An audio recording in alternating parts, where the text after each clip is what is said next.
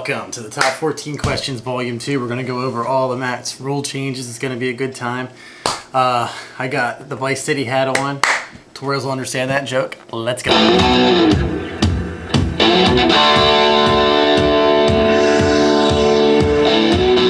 This one's an easy decision. Yes, it needs to be increased to 6. We have to get some of the free agent studs off the market. No matter what Ben says, this is, and you know, Ben thinks that, you know, these rules are made just for him to fight what he does. I got news for Ben. It's been a long time since you've actually won, bud. So this isn't just about you. It's the principle of the rule, and it'll make it for a better league and less churning if you thin out the free agent market with starters.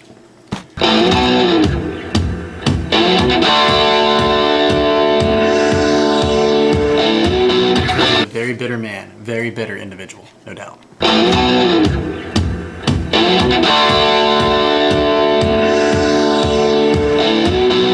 Because Ben wants to make it easier for him to churn, so he can have any starters he wants. He doesn't want to have to fight teams that have more than 9. So no, you do not need a max. Actually, I would love for people to have more starters. So it would be harder for GMs to churn if they look at the free agent market and they don't see these amazing starters out there. The more starters that are on rosters, the better.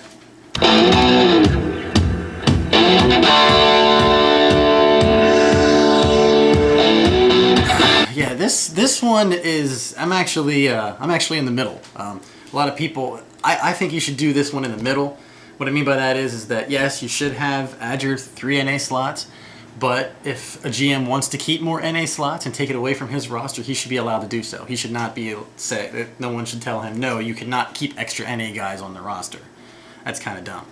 But, you know, with Ben and the starting pitching rule and Chuck with the NA stuff, it's like, guys, it's for the betterment of the league. Stop looking at your team and what benefits you, okay? That's not what this is about. When these rule changes go through, it's for the betterment of the league.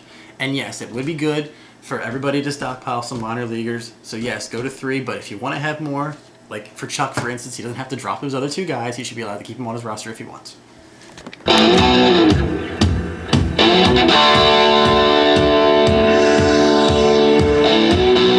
No, and I think I'm going to lose this one. I think everybody wants a 3rd DL spot. I do not. And I know it would have benefited me. See, remember what I just said?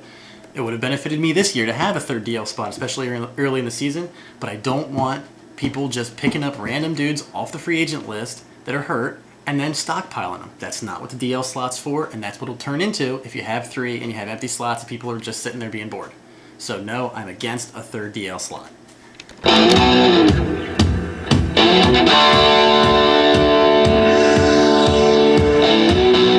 Who's been paying attention to me for a long time knows I hate holds. I cannot stand holds. I've always hated holds from the beginning.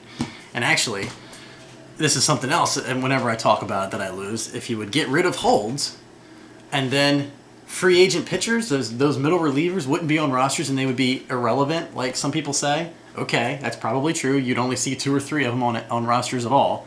Then guess what? Churning would come down because there'd be more starters on teams. There'd be more offensive players on teams. The free agent market would thin out a little bit. To me, there's nothing there. There's all kinds of good things about holds. The problem is that if you get rid of holds, you have to add another pitching category.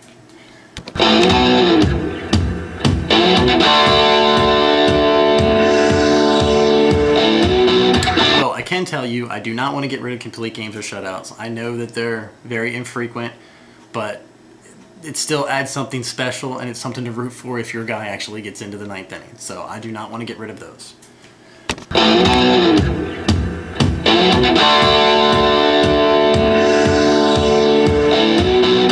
I'm not a big fan of batting average against as a stat. I mean, some guys give up more hits than others. That's sort of already in WHIP, you know what I mean? So I don't like counting stuff twice, so no.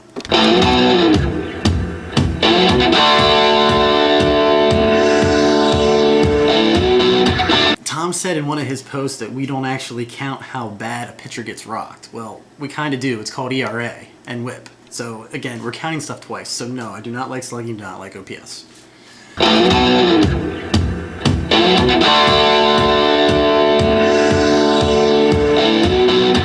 A home runs is an interesting one.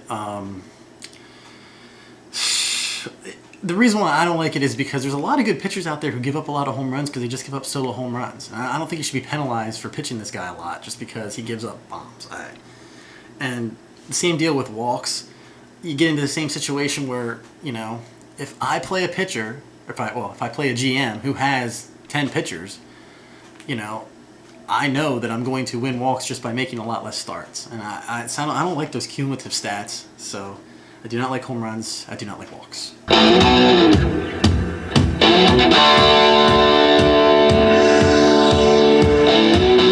Yeah, we got to keep holds. I don't want to keep holds, but I don't. There's just no other alternative. Holds is.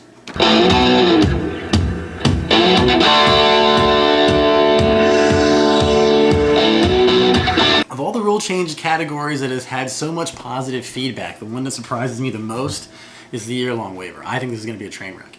There's all kinds of reasons why I don't like this. Number one, that's what the free agent draft is. When we get together in February or March or what have you, that's what that does. Okay, if you would have a year-long waiver market, nobody would care about this draft, and it helps everybody get together. It forms camaraderie, if you will, and we all should be doing that.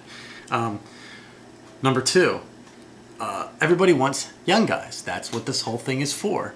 Yahoo's not adding the next, Yasiel Puig in, whatever, November. You know what I'm saying? So it's kind of dumb. And it's not like people are drafting, new guys then either. So I understand his email aspect of what Matt said about just, put an email in, and I just don't understand how it's going to work. It just seems like it would be way more trouble than it's worth. I just don't think it's necessary. We already have a system in place. And, if we're also going to have these NA slots available, we're going to fill it up more that way. So forget the year-long waiver. I'm against it.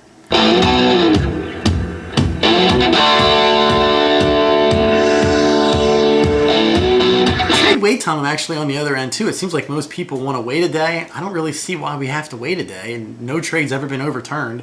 And if there is something that's totally ridiculous because Andy gets drunk one night and he's like, I'm going to trade Albert Pujols for this new, for Zoilo Monte because he would really help my team.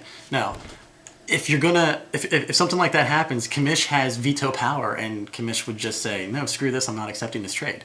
So, why not just do it that way? So I actually, because most people seem like they like to have the day there so that they can see that trade, and I understand they just want to be able to see it. But it's there for you to see. I gotta do the research and go back and look at it. So I'd be okay getting rid of the trade wait time, but it doesn't seem like everybody else agrees. It's not a big deal with me, though.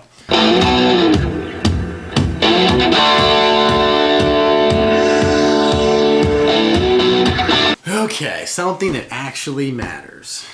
The hot topic is the moves. And I do think it could be lessened. One thing that Ben said in there, I'm trying to catch lightning in a bottle. There's a difference between catching lightning in a bottle and basically picking up anybody who hits a home run in a day, And that's what I mean. He just picks up random guys constantly. And I know he was like, well, anybody can do that. Well, nobody wants to because it's just sort of stupid, Ben. That's so I would be okay lessening it. I think if it was my league, I would put it down to 150 so that it's not so low like the 120s that I saw that you have to really worry about it, but at least it's in the back of your mind to not go crazy. Look, sometimes I churn just like anybody else. I understand, and I want to be able to have some moves, and I think 150 would be pretty sufficient. I think you're going to have 2 GMs that pass that 150 mark this year, and that's it. So I think 150 would be a good number to go down to. I don't think anything's going to change, to be honest, but it does matter, and I understand, Andy's output on it. But see, there's a lot of other GMs in this league who aren't going to do anything anyway. So it really doesn't matter what your transaction limit is. They're going to end up the season, really, really low on transactions because they're not trying to win. So it depends on the way you look at it. But I think if it was my decision, I'd put it at 150 so that you just can't pick up anybody who shows remote signs of actually hitting well. So, all right. That pretty much does it for me. Next week, I got the awards coming up. Should be good. See you later. Bye.